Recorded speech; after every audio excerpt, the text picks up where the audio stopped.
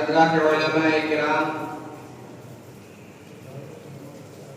عزیز بھائیوں، بزرگوں اور نوجوان ساتھیوں، پیارے بچوں، آج کا یہ اجلاس سیرت النبی صلی اللہ علیہ وسلم کے عنوان سے منعقد کیا گیا ہے۔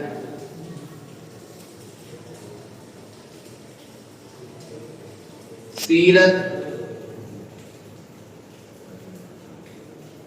اس کے معنی ہوتے ہیں کردار، نمونہ، اخلاق، چال چلن۔ اور سیرت النبی کے جلسے میں حضور سرور کائنات سیدنا محمد رسول اللہ صلی اللہ علیہ وسلم کے افعال، آپ کے اقوال، آپ کے اخلاق و کردار اور آپ کی سیرت طیبہ کو مختلف طریقے سے اور مختلف انداز سے، کبھی نثر کی صورت میں اور کبھی نظم کی صورت میں، جو اس فن کے ماہرین ہوتے ہیں اس کو بیان کرتے ہیں اور سناتے ہیں۔ یہ بھی اسی سلسلے کی ایک کڑی ہے۔ آپ حضرات بڑے ہی خوش نصیب ہیں، سعادت مند ہیں کہ حضرت نبی کریم صلی اللہ علیہ وسلم کی سیرت کو سننے کے لیے اور اپنے اندر محبت کا بھرپور جذبہ پیدا کرنے کے لیے اور اپنے آپ کو حضور صلی اللہ علیہ وسلم کی سیرت، آپ کے اسوہ حسنہ کے مطابق چلنے اور چلانے کے لیے اور اس کی فکر کرنے کے لیے یہاں پہ اکٹھا ہوئے۔ میں بہت دیر تک گفتگو نہیں کروں گا، جو آیت اور جو حدیث پڑھی ہے انشاءاللہ اسی کا ترجمہ بیان کر کے میں اپنی جگہ لے لوں گا، اس لیے کہ علماء کرام تفصیل سے آپ کے سامنے خطاب فرمائیں گے۔ ایک طالب علمانہ کوشش میری ہے کہ کچھ باتیں آپ کے گوشے گزار کر دیے جائیں۔ اللہ تبارک و تعالیٰ نے اس دنیا کے اندر ہمیں اور آپ کو بھیجا اور بہت ساری نعمتوں سے نوازا اور بہت سارے احسانات اللہ تبارک و تعالیٰ نے ہمارے اوپر فرمائے۔ اللہ تبارک و تعالیٰ کے احسانات اتنے زیادہ ہیں کہ وَإِن تَعُدُّوا نِعْمَتَ اللَّهِ لَا تُحْصُوهَا۔ اللہ کے احسانات، اللہ کی نعمتیں، اللہ کی رحمتیں، اللہ کی برکتیں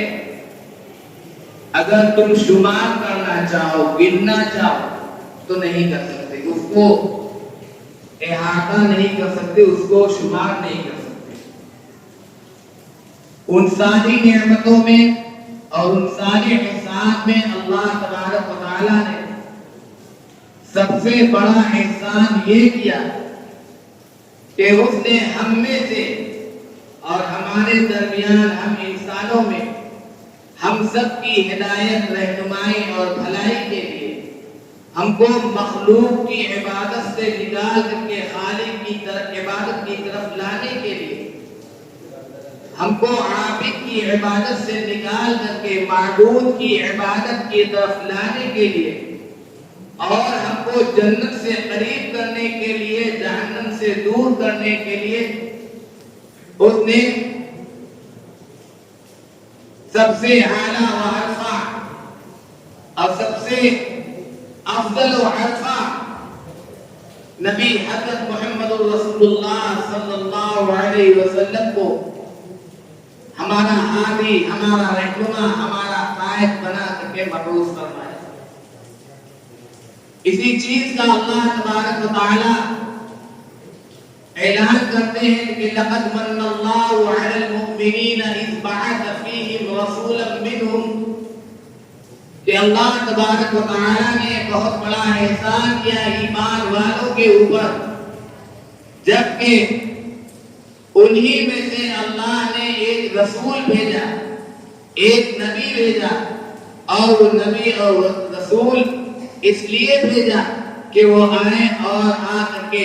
اللہ تبارک و تعالیٰ کی نشانیوں کو بیان کریں،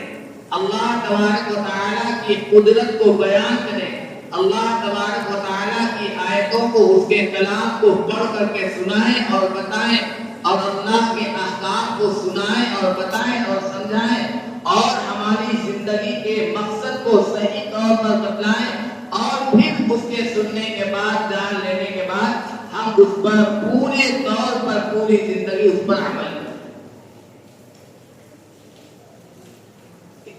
اور فرمایا یتلو علیہم آیاتہ ویزکیہم، اور ان کے قلوب کا تزکیہ فرمائیں، ان کے قلوب کو صاف کریں،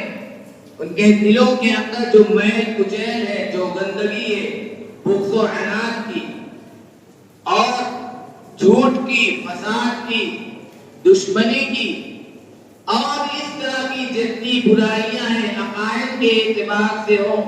چاہے معاملات کے اعتبار سے ہو، کسی بھی اعتبار سے ہو، جو برائیاں ان کے دلوں میں گھر کر چکی ہیں، ان سب کا تزکیہ کریں، ان سب کو نکالیں اور مٹائیں، اور ان کو حکمت کی تعلیم دیں، حکمت اور دانائی کی باتیں بتائیں۔ حضرت محمد رسول اللہ صلی اللہ علیہ وسلم کے اس دنیا میں آنے کا یہی مقصد، اور آپ کے دنیا میں آنے سے پہلے ساری دنیا کا عام طور پر اور جزیرۃ العرب کا خاص طور پر کیا حال تھا ہم سب جانتے ہیں، علماء کرام کی زبانی ہم سنتے رہتے ہیں مختلف مواقع پر، تفصیل کا موقع نہیں ہے، نہ تفصیل میں جانا ہے، بلکہ صرف اس کو اپنے پیش نظر رکھنا ہے، اور حضرت نبی کریم صلی اللہ علیہ وسلم کی بعثت کو ہمیں سمجھنا ہے، اور سمجھ کر کے اسی کے مطابق ہمیں زندگی گزارنی ہے۔ رسول اللہ صلی اللہ علیہ وسلم کس لیے دنیا کے اندر تشریف لائے، اور آپ نے دنیا کے اندر اللہ کے بندوں کو اللہ سے کس طرح ملایا، پوری تاریخ اسلام اس بات کی شاہد ہے کہ رسول اللہ صلی اللہ علیہ وسلم نے ہمارے لیے اور آپ کے لیے اور ساری دنیا انسانیت کے لیے کہ وہ راہ راست پر آ جائیں، وہ ایک اللہ کو ماننے والے بن جائیں، ایک خدا کی ماننے والے بن جائیں، ایک خدا کے احکام کو اپنی زندگی کے اندر گزارنے والے اور داخل کرنے والے بن جائیں، اس چیز کو پورا کرنے کے لیے اور بتانے کے لیے حضرت محمد رسول اللہ صلی اللہ علیہ وسلم اس دنیا کے اندر تشریف لائے، اور آپ نے اپنی 63 سالہ زندگی کے اندر وہ سارے کام کو انجام دیا۔ رسول اللہ صلی اللہ علیہ وسلم کو اس دین کی تبلیغ کے لیے، اس اسلام کے اشاعت کے لیے، توحید کی تعلیم، تبلیغ و ترویج کے لیے کتنے مسائل سے گزرنا پڑا، کتنی مشکلات کو برداشت کرنا پڑا، اور کتنی تکلیفوں کو اٹھانا پڑا۔ خود رسول اللہ صلی اللہ علیہ وسلم کا ارشاد فرماتے ہیں کہ اللہ کے راستے میں جتنی تکلیفیں مجھ کو دی گئی ہیں، اللہ کے کسی پیغمبر کو اتنی تکلیف نہیں دی۔ آپ کے راستے میں کانٹے بچھانا، آپ کو جاتے ہوئے آپ کو مارنا، پتھر پھینکنا، نماز حرم شریف کے اندر، مکہ مکرمہ کے اندر خانہ کعبہ کے سائے میں پڑھ لیں، گندی اوجھڑی اونٹ کی لا کر کے آپ کی گردن پر ڈال دینا، آپ کی گردن میں چادر ڈال کر کے گھسیٹنا، آپ کو راستے میں مارنا، اور طرح طرح کی تکلیفیں، کون سی ایسی تکلیف نہیں ہے جو اللہ کے رسول صلی اللہ علیہ وسلم کو نہیں دی گئی۔ اللہ کے رسول صلی اللہ علیہ وسلم نے سب برداشت کیا، اور تکلیف جس نے پہنچائی جتنے پریشانیوں میں ڈالا، اللہ کے رسول صلی اللہ علیہ وسلم نے ان کو جو ہے دعائیں، یہ سب کس کے لیے؟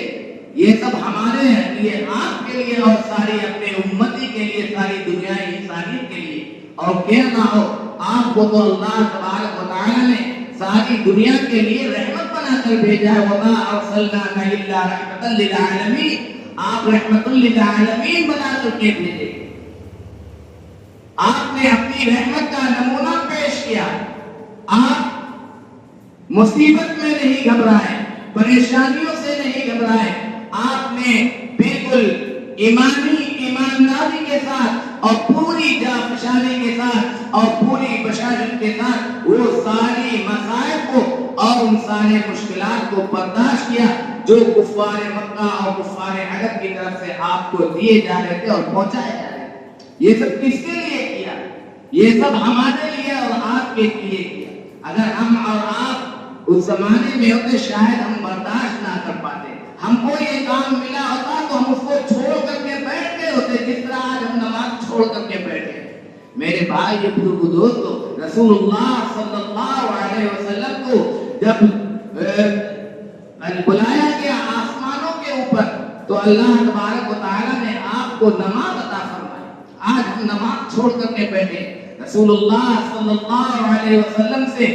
محبت کا تقاضا کیا ہے؟ ہم حضرت نبی کریم صلی اللہ علیہ وسلم سے محبت کرتے ہیں، ان سے عقیدت کا دم بھرتے ہیں، ان کے نام کے نعرے لگاتے ہیں، ان کے نام کے جلوس جلسے جلوس کرتے ہیں، ان کے نام کے ہم جھنڈے لگاتے ہیں۔ کیا یہی عقیدت ہے؟ کیا یہی محبت ہے؟ کیا یہی الفت ہے کہ مسجد کے اندر اذان ہو رہی ہے، مسجد کے اندر نماز ہو رہی ہے، نماز کا وقت ہو رہا ہے، مصلیان مسجد کے اندر جا رہے ہیں نماز پڑھنے، اور ہم اسی طرح چلاتے ہوئے مسجد کے دروازے سے گزر جائیں؟ ہم کو احساس تب نہ ہو۔ ہمارا ضمیر اتنا موٹا ہو چکا ہے، اتنا موٹا ہو چکا ہے کہ اذانوں میں آواز آ رہی ہے، ہم محمد رسول اللہ صلی اللہ علیہ وسلم سے عقیدت کے الفاظ کہہ رہے ہیں، آپ سے عقیدت کا دعویٰ کر رہے ہیں، آپ سے محبت کا دعویٰ کر رہے ہیں، اور ہم سے بڑا کوئی محب رسول ہو نہیں سکتا۔ ہم یہ دعویٰ کرتے ہیں کہ ہم سے بڑا کوئی عاشق رسول نہیں ہو سکتا۔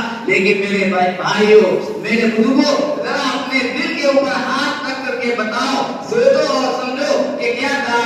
محبت رسول اور الفت رسول یہی ہے کہ اذان ہو رہی ہے، اللہ کا منادی پکار رہا ہے، آؤ نماز کی طرف، آؤ نماز کی طرف، آؤ کامیابی کی طرف، آؤ کامیابی کی طرف۔ لیکن ہم ہیں کہ ہم کو کچھ احساس نہیں ہوتا، ہم ایک کان سے سنتے ہیں دوسرے کان سے نکال دیتے ہیں۔ وہ نماز جس کو خود رسول اللہ صلی اللہ علیہ وسلم نے فرمایا تھا، وہ نبی جس کی میلاد ہم مناتے ہیں، وہ نبی جس کا نام ہم لیتے ہیں، وہ نبی جس کے نام پر ہم جلسے جلوس کرتے ہیں، وہ نبی جس کے نام پر ہم بیجا اشتراک کر لیتے ہیں، کیا اس نبی نے یہ تعلیم دی، ہم کو بتایا کہ تم یہ سب کام کرو؟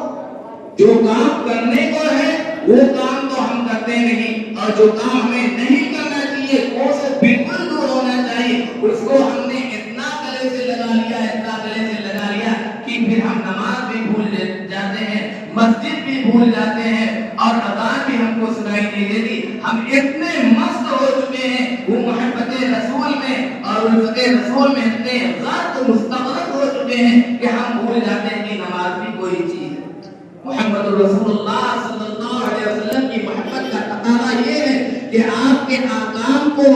اپنی زندگی کے اندر شامل کیا جائے، آپ کے طریقے کو اپنی زندگی کے اندر شامل کیا جائے، آپ کے اسوہ کو، آپ کے نمونے کو اپنی زندگی کے اندر شامل کیا جائے، آپ کی تعلیمات کو اپنی زندگی کے اندر، اپنے سماج کے اندر، اپنے ماحول اور معاشرے کے اندر، اپنے اٹھنے بیٹھنے چلنے پھرنے کھانے پینے تجارت عبادت ملازمت دکانداری کاروبار ہر چیز میں اگر محمد رسول اللہ صلی اللہ علیہ وسلم کی سیرت کو، آپ کے اسوہ کو، آپ کے نمونے کو اگر ہم شامل کر کے زندگی گزاریں گے، کھائیں گے اسی طریقے پر جس طریقے پر محمد رسول اللہ کھانا کھایا کرتے تھے، پیئیں گے اسی طریقے پر جس طریقے پر پانی محمد رسول اللہ صلی اللہ علیہ وسلم نے پیا ہے، اور کاروبار کریں گے اسی طریقے پر جس طریقے پر اللہ کے رسول نے کاروبار کیا، ملازمت اور تجارت اسی طریقے پر کریں گے جس طریقے پر اللہ کے رسول صلی اللہ चाहिए। तो मेरे भाई बुजुर्गों दोस्तों, मैं समझता हूँ कि सबसे बड़ी अकीदत और सबसे बड़ी मोहब्बत यही है कि हमारी जिंदगी में हज़रत मोहम्मद रसूलुल्लाह सल्लल्लाहु अलैहि वसल्लम की जिंदगी का नमूना आ जाए और उनके बताए हुए तरीके पर हम चलें। लक़द कान लकुम फी रसूलिल्लाहि उस्वतुन हसना, ये कौन कहता है? ये 1500 साल के कुरान, जो कुरान खुद नबी करीम सल्लल्लाहु अलैहि वसल्लम के ऊपर 23 साल मुद्दत के अंदर उतरा, वो कुरान खुद चीख कर कहता है कि तुम्हारे लोगों, तुम्हारे लिए हज़रत नबी करीम सल्लल्लाहु अलैहि वसल्लम की जिंदगी, आपकी हयात तैयबा में एक बेहतरीन नमूना। यानी किसके लिए? लिमन काना यरजुल्लाह वल यौमल आखिर व ज़करल्लाह कसीरा। उसकी वज़ाहत भी अल्लाह तबारक व तआला ने आगे बयान फरमाई कि यानी उस शख्स के लिए जो अल्लाह के ऊपर ईमान रखता है, जो आखिरत के ऊपर ईमान रखता है और जो अल्लाह से अच्छी उम्मीद लगाता है और जो है अल्लाह का ज्यादा से ज्यादा जिक्र करता है, उसके लिए रसूलुल्लाह सल्लल्लाहु अलैहि वसल्लम की जिंदगी में नमूना, आपकी हयात में नमूना। हम एक मकान बनाते हैं, जमीन खरीदते हैं, मकान बनाते हैं, मकान का पहले नमूना बनाते हैं, इंजीनियर को बुला करके, नक्शा नवीस को बुला करके उसको जमीन दिखा देते हैं और उसको बुलाते हैं कि ये हमारी जमीन है, इसको, इस पर हमको अपना मकान बनाना है, जरा इसको बताइए कैसे कैसे सेटिंग कहाँ से कैसे होगी। वो पूरा नक्शा खाका तैयार करता है, उस नमूने को देख करके हम अपना मकान खड़ा करते हैं। हम सारी तैयार करते हैं, यूं ही सारी तैयार नहीं होती, बल्कि उसका एक खाका हम तैयार करते हैं, मीना इधर, लच्छा इधर, और इस टाइप की बूटी, ये बूटी यहाँ लगा दी जाए, ये गहरी इस तरीके से रख दी जाए, इसमें इतना खेवा होना चाहिए, इसमें उतना खेना होना चाहिए, सारी बात हम बताते हैं। बताने के बाद नक्शा नवीस को हम कहते हैं कि इतने चौक का हमें गिराफ बना करके देना है, इतने चौक का खाता हमें बना करके देना है। फिर उसके बाद पूरी कटाई छटाई होती है, फिर उसके बाद मशीन में जब लगती है तो साड़ी तैयार होती है, हम साड़ी लेकर के मार्केट में जाते हैं। नमूना हमने बनाया, बगैर नमूने के हम कोई चीज नहीं करते। तो ये फरमाया कि हमारी जिंदगी में जो गुजर रही है वो नमूने के मुताबिक होनी चाहिए। और नमूना किसका? नमूना मोहम्मद रसूलुल्लाह सल्लल्लाहु अलैहि वसल्लम की हयात तैयबा का, आपके अखलाक का, आपके किरदार का, आपके औसाफ का, आपके अक़वाल का, आपकी सीरत का, आपकी सूरत का, आपकी वज़ाफ़त का, आपके उठने बैठने का, आपके चलने फिरने का, आपके खाने पीने का, तरह के पूरी उन्हें मोहम्मद रसूलुल्लाह सल्लल्लाहु अलैहि वसल्लम का पूरा वजूद हमारे और आपके लिए उसवे हसना। इसको सामने रख करके अगर हम जिंदगी गुजारते हैं तो दुनिया में भी हम कामयाब होते हैं, हम आखिरत में भी कामयाब होते हैं। और अगर इससे हट करके हम गैरों के तरीके को अपनी जिंदगी के अंदर शामिल करेंगे, यहूदियों के तरीके को हम शामिल करेंगे, ईसाइयों के तरीके को हम शामिल करेंगे और उनके तरीके पर खाना पीना, उदोबाश, रहन सहन, वदा अदा, शादी ब्याह, तिजारत, मुलाजमत, इबादत उनके तरीके पर करेंगे, मेरे भाई बुजुर्ग दोस्तों, सिर्फ हम नाम के मुसलमान रह जाएंगे, इसका कोई सवाब अल्लाह तबारक व तआला के नजदीक दर्ज नहीं होगा। इसलिए मेरे भाई बुजुर्ग दोस्तों, 12 रबीउल अव्वल की ये जलसे और खुद 12 रबीउल अव्वल और खुद रसूलुल्लाह सल्लल्लाहु अलैहि वसल्लम की विलादत बासआदत हमें और आपको तमाम दुनियाए इंसानियत को ये पैगाम देती है कि हमें अल्लाह के अहकाम के मुताबिक हज़रत नबी करीम सल्लल्लाहु अलैहि वसल्लम के तरीके के मुताबिक गुजारनी। हमें बड़ों के साथ कैसा सलूक करना चाहिए, छोटे के साथ कैसा सलूक करना चाहिए, अपने उलमा के साथ कैसा सलूक करना चाहिए, अपने बीवी बच्चों के साथ हमारा सलूक क्या होना चाहिए, अपने वालिदैन के साथ हमारा सलूक कैसा होना चाहिए। मोहम्मद रसूलुल्लाह सल्लल्लाहु अलैहि वसल्लम की हयात तैयबा एक खुली किताब है, उसको पढ़ लें। अगर किसी ने उम्मुल मोमिनीन हज़रत आयशा सिद्दीक़ा रज़ियल्लाहु तआला अन्हा से पूछा कि हमें रसूलुल्लाह सल्लल्लाहु अलैहि वसल्लम के औसाफ बताइए कि आपके औसाफ क्या थे। अम्मी जान हज़रत आयशा सिद्दीक़ा फरमाती है कि तुम कुरान नहीं पढ़ते? कि हाँ, कुरान तो पढ़ते हैं। फरमाया कि कुरान पढ़ो, काना खुलुकुहु अल-कुरान, हज़रत नबी करीम अलैहिस्सलातु वस्सलाम के अखलाक ये कुरान ही तो है। अल्लाह के रसूल सल्लल्लाहु अलैहि वसल्लम चलते फिरते कुरान है। अगर कुरान पढ़ोगे, कुरान के ऊपर ध्यान लगाओगे, कुरान के अंदर तदब्बुर करोगे, कुरान के अंदर तफक्कुर करोगे, तुमको मोहम्मद रसूलुल्लाह تم کو محمد رسول اللہ صلی اللہ علیہ وسلم کی صورت نظر آئے گی، تم کو محمد رسول اللہ صلی اللہ علیہ وسلم کے کردار اور اقوال نظر آئیں گے، افعال نظر آئیں گے۔ اگر تم نے قرآن پاک کو پڑھا اور سمجھ کر کے پڑھا تو تمہاری زندگی بن جائے گی، تم محمد رسول اللہ صلی اللہ علیہ وسلم سے سچے عقیدت مند کہے جاؤ گے، سچے غلام کہے جاؤ گے، سچے محبت کرنے والے کہے جاؤ گے، تم محمد رسول اللہ صلی اللہ علیہ وسلم کے سچے معتقد کہے جاؤ گے۔ اور اس سے ہٹ کر کے زندگی گزارو گے، ہمارا چہرہ یہودیوں کی طرح، ہم بال کٹواتے ہیں تو یہودیوں کی طرح ہم اپنا بال کٹواتے ہیں، اور اس کا نام بھی ہم کہتے ہیں فلاں کٹ فلاں کٹ فلاں کٹ، کیا کیا نام رکھتے ہیں، اور داڑھی بھی بنواتے ہیں تو عجب غضب طریقے کی کبھی ہم نے دیکھا نہیں، کبھی سنا نہیں۔ آج 10-12 سال سے یہ مختلف قسم کی کٹنگ سامنے آ گئی کہ الحفیظ علامہ اللہ کی بنا، یہ سب کس کی دین ہے؟ یہ سب یہودیوں کی دین ہے، یہ سب عیسائیوں کی دین ہے۔ آج کا ہمارا نوجوان طبقہ نبی صلی اللہ علیہ وسلم سے دعوی محبت کرتا ہے اور ٹخنوں کے نیچے پتلون پہنتا ہے، نبی سے محبت کا دعویٰ کرتا ہے، کلین شیپ بنا کر کے گھومتا پھرتا ہے، ہر ہفتے میں ایک بار، ہر ہفتے میں ایک بار۔ میرے بھائی بزرگ دوستو، لباس ہمارا غیروں کی طرح، ہماری وضاحت غیروں کی طرح، ہمارا چلنا پھرنا غیروں کی طرح، ہمارا کھانا پینا غیروں کی طرح، پھر بھی ہم کہے جا رہے ہیں کہ ہمیں رسول سے محبت ہے، ہم عاشق رسول ہیں، ہم عاشق رسول ہیں، ہمیں رسول سے الفت۔ اگر رسول سے الفت ہوتی تو محمد رسول اللہ صلی اللہ علیہ وسلم کے ایک ایک اخلاق کو ہماری زندگی میں شامل ہوتا۔ اگر ہم کو اللہ کے رسول سے محبت ہوتی تو ہماری نمازیں قضا نہ ہوتی، ہماری نمازیں قوم نہ ہوتی۔ اگر محمد رسول اللہ صلی اللہ علیہ وسلم سے محبت ہوتی تو ہماری زندگی کے اندر نمازوں کی پابندی ہوتی، حسن سلوک ہوتا، اچھے اور چھوٹے اور بڑوں کے ساتھ، علماء کرام کے ساتھ کیا سلوک ہونا چاہیے اس کا ہم خیال کرتے، اس کا لحاظ کرتے۔ لیکن ہماری زندگی کے اندر محمد رسول اللہ صلی اللہ علیہ وسلم کا اسوہ ہم شامل کرنے کی کوشش نہیں کرتے۔ زبان پر ہے، زبان پر ہے آئی لو محمد، آئی لو محمد ہم چلاتے ہیں، اللہم انی احب محمد، میں محمد سے محبت کرتا ہوں، رسول سے محبت کرتا ہوں۔ کون ایسا مسلمان ہے جو کہے گا کہ مجھے رسول سے محبت نہیں؟ ہے کوئی مسلمان؟ ادنا سے ادنا مسلمان بھی ایسا نہیں ہے کہ وہ یہ نہیں کہے گا کہ نعوذ باللہ مجھے رسول سے، اللہ کے نبی سے محبت نہیں۔ اس کو محبت دکھائی نہیں جاتی، محبت کر کے دکھائی جاتی۔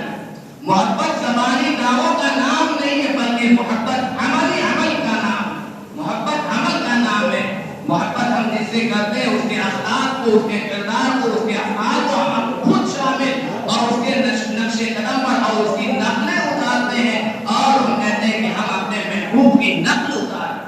میرے بھائی بزرگ دوستو، حضور پاک صلی اللہ علیہ وسلم کی محبت کا تقاضا کیا ہے؟ حضور پاک صلی اللہ علیہ وسلم سے محبت کرنا تو عین ایمان ہے، عین ایمان۔ بغیر رسول سے، نبی سے، محمد رسول اللہ صلی اللہ علیہ وسلم سے محبت کیے ہوئے ہمارا ایمان کامل ہی نہیں ہو سکتا جب تک ہم محمد رسول اللہ صلی اللہ علیہ وسلم سے محبت کریں۔ کیوں؟ خود رسول اللہ صلی اللہ علیہ وسلم نے ارشاد فرمایا، لا یؤمن احدکم حتی اکون احب الیہ من والدہ وولدہ والناس اجمعین۔ تم میں کا کوئی بھی شخص اس وقت تک کامل اور مکمل ایمان والا ہو ہی نہیں سکتا، اس کے ایمان کا تصور تک نہیں کیا جا سکتا جب تک کہ وہ اس کی نگاہ میں اس کے باپ سے زیادہ محبوب نہ ہو جاؤں، اس کی اولاد سے زیادہ محبوب نہ ہو جاؤں، اور سارے کے سارے لوگوں سے زیادہ میں اس کی نگاہ میں محبوب نہ ہوں۔ اگر کوئی آدمی یہاں پہ اگر ہم کہیں کسی سے کہ تم کو محبت نہیں ہے، تم کو اللہ کے رسول سے محبت نہیں ہے، تم اللہ کے رسول سے محبت نہیں کرتے، اگر ہم کہتے بالفرض اور وہ ذرا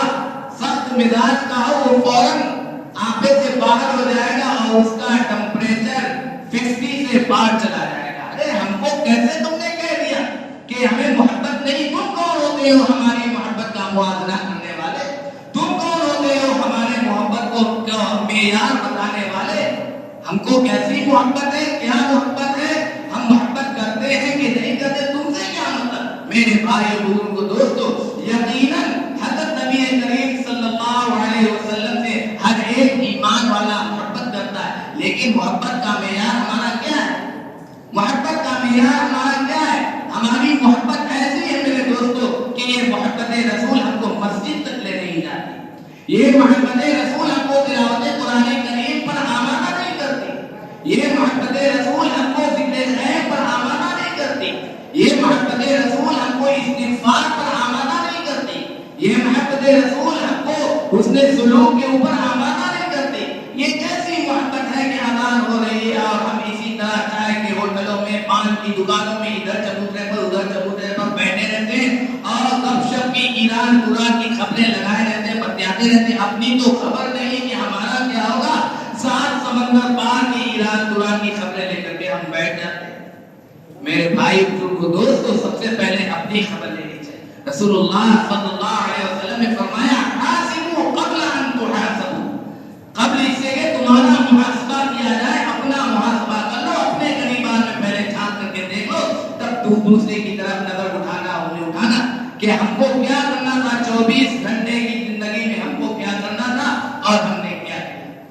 کیا کھویا اور کیا پایا، کتنی عبادت کی، کتنی نمازیں پڑھی، کتنی تلاوت کریں، 4 گھنٹہ 5 گھنٹہ ہم باہر گزار دیتے ہیں، دنیا بھر کی بکواس میں لگے رہتے ہیں، ان کی شکایت، ان کا شکوا، ان کی غیبت، ان کی غیبت، فلاں مولوی کے اوپر تبصرہ، فلاں عالم کے اوپر تبصرہ، مولوی صاحب فلاں مولوی صاحب نے بڑی اچھی تقریر کی، انہوں نے ایسی تقریر کی، ان کو ایسا نہیں بولنا چاہیے، دنیا بھر کا تبصرہ اور اپنے اوپر کوئی تبصرہ نہیں کہ ہم نماز پڑھتے ہیں کہ نہیں پڑھتے، ہماری زندگی کیسی گزر رہی ہے۔ میرے بھائی بزرگوں دوستو، اگر محبت رسول کا دعویٰ ہے اور ہونا چاہیے تو اس دعوے کو ثابت بھی کرنا ہوگا اور اس دعوے کی دلیل بھی سامنے لا کر پیش کرنا ہوگا، اور وہ دعوے کی دلیل یہ ہوگی جیسا کہ رسول اللہ صلی اللہ علیہ وسلم نے فرمایا کہ لا یؤمن احدکم حتی یکون هواه تبعا لما جئت به، تم میں کا کوئی شخص اس وقت تک کامل اور مکمل ایمان والا ہو ہی نہیں سکتا، اس کے ایمان کا تصور نہیں کیا جا سکتا جب تک کہ وہ اپنی ساری خواہشات کو میری لائی ہوئی شریعت کے تابع نہ کرے۔ جتنی خواہشات ہیں محمد رسول اللہ صلی اللہ علیہ وسلم کی لائی ہوئی شریعت اور جمیع ما جاء به نبی صلی اللہ علیہ وسلم، جتنی چیزیں اللہ تبارک و تعالیٰ نے قرآن پاک کے ذریعے سے حضرت نبی کریم صلی اللہ علیہ وسلم کے ذریعے سے ہم کو دی ہے، وہ ساری چیزوں کے مطابق جب تک ہماری زندگی نہیں گزرے گی، اپنی ساری خواہشات کو جب تک ہم محمد رسول اللہ صلی اللہ علیہ وسلم کی لائی ہوئی شریعت اور سنت کے مطابق نہیں کریں گے، میرا ایمان، ہمارا ایمان کامیاب نہیں ہو سکتا، ہم ایمان والے مکمل نہیں ہو سکتے۔ اس لیے میرے بھائی بزرگوں دوستو، باتیں بہت سی ہیں، باتیں بہت سی کی جاتی ہیں اور ہم سنتے بھی ہیں علماء کرام کی زبانی۔ اب آج زمانہ باتوں کا نہیں ہے، آج وقت آ گیا ہے ہم کو عمل کے اوپر آنے کا، عمل کے اوپر ہمارے بہت بات ہوئی، بہت تقریر ہوئی، بہت تقریریں ہوئی، بہت سمجھایا علماء کرام نے، بہت سمجھایا ہمارے اساتذہ نے، اب سمجھنے کی ضرورت ہے اور اس پر کہیں زیادہ عمل کرنے کی ضرورت۔ عمل سے زندگی بنتی ہے، جنت بھی جہنم بھی، عمل سے زندگی بنتی ہے، جنت بھی جہنم بھی، یہ خامی اپنی فطرت میں نہ نوری ہے نہ ناری۔ میرے بھائیو، عمل کے اوپر آ جاؤ، اور اگر عمل ہم نہیں کریں گے اور ہم اپنے آپ کو نہیں بدلیں گے، اپنی زندگی کے اندر تبدیلی نہیں لائیں گے اور اسی طرح دعویٰ کرتے چلے جائیں گے کہ نحن نحب محمدا آئلہ محمد چلاتے رہیں گے اور زندگی ہمارے بالکل غیروں کی طرح ہوتی رہے گی، تو میرے بھائی بزرگوں دوستو، یہ جو ہے کوئی مفید اور کارآمد بات نہیں ہوگی۔ کارآمد اور مفید بات وہی ہوگی جس پر اللہ کے رسول صلی اللہ علیہ وسلم کے صحابہ کرام نے چل کر کے دکھایا اور بتایا، اور صحابہ کرام نے جیسی محبت کی، محبت کا حق ادا کر دیا۔ ہم نہیں ادا کر سکتے، ہماری زبان ہی صرف کرتا کرتا کیسی کی طرح چلتی ہے، دل کے اندر کیا ہے؟ کچھ نہیں، دل ایمان سے بالکل خالی ہے، محبت رسول سے خالی، بالکل کھوکھلا جسم ہے، صرف جو کچھ ہے زبان کے اوپر۔ تو جو کچھ زبان کے اوپر ہے وہ ہمارے دل کے اندر آنا چاہیے، اور وہ چیز جب ہمارے دل کے اندر آئے گی تو ہمارے آقا و دوارے سے اس کا ظہور ہوگا، اور جب آقا و دوارے سے ہمارا اس کا ظہور ہوگا تو ہم دنیا میں بھی کامیاب ہوں گے کامیاب ہوں گے۔ دعا ہے کہ اللہ تبارک و تعالی ہم سب کو کہنے سننے سے زیادہ عمل کرنے کی توفیق عطا فرمائے اور حضرت محمد رسول اللہ صلی اللہ علیہ وسلم سے سچی عقیدت و محبت نصیب فرمائے۔ وآخر دعوانا الحمدللہ رب العالمین۔